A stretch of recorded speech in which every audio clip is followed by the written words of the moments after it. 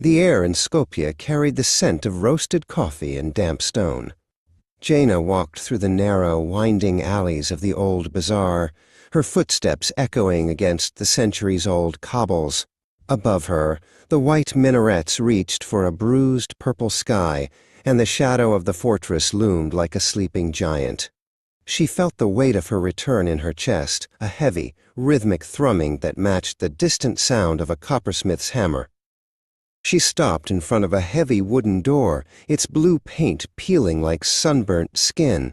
This was the workshop of the man who had stayed behind when everyone else left for the modern lights of the city. Jaina reached out, her fingers tracing the intricate carvings of a sun disk on the doorframe. She took a deep breath, the cold Balkan wind biting at her cheeks, and pushed the door open. Inside, the air was thick with the smell of charcoal and hot metal. An old man stood by a glowing forge, his silhouette sharp against the orange light.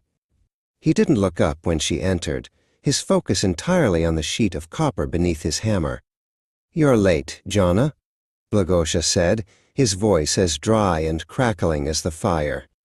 "The copper has been waiting. It doesn't like to be kept cold." Blagosha raised his hammer again.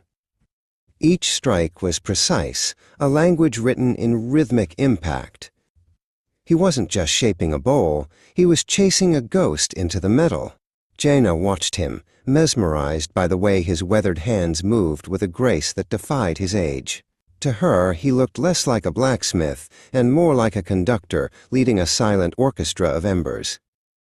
On a workbench cluttered with shears and files, a peculiar object caught Jaina's eye.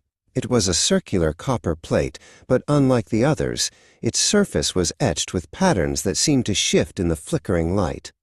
They weren't traditional flowers or geometric shapes.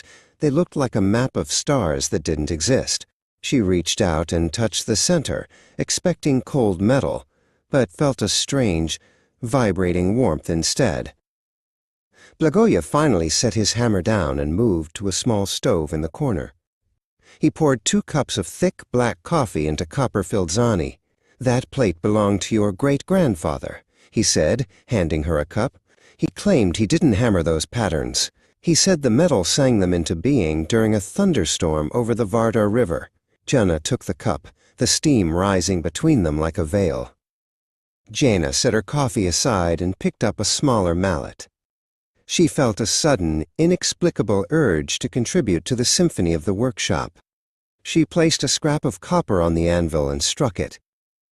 The sound was flat, a dull thud that died instantly in the heavy air.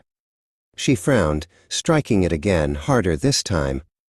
She wanted to hear the resonance Blagosha found so easily, but the metal remained stubborn and silent. Blagosha suddenly reached out and caught her wrist, his grip surprisingly firm. "Listen," he whispered, tilting his head toward the small, high window of the forge. The wind outside had changed. It was no longer a whistle. It was a low, mournful hum that seemed to vibrate through the very stones of the building. Blagosha's eyes were wide, reflecting the dying embers of the forge. "The bridge," he murmured. "The stone bridge is calling."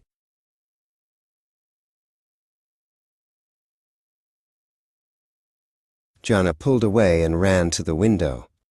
Through the grime and the twilight, she could see the arches of the ancient stone bridge spanning the river. People were crossing it, oblivious, but the air above the water seemed to shimmer.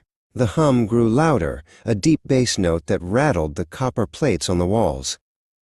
She felt a pull in her gut, a tether connecting her to the heart of the city's foundation.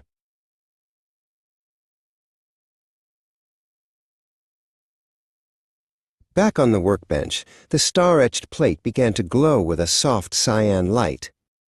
The vibrations became so intense that the tools around it began to dance and clatter. Jaina looked from the bridge to the plate, then at Blagosha. He wasn't afraid.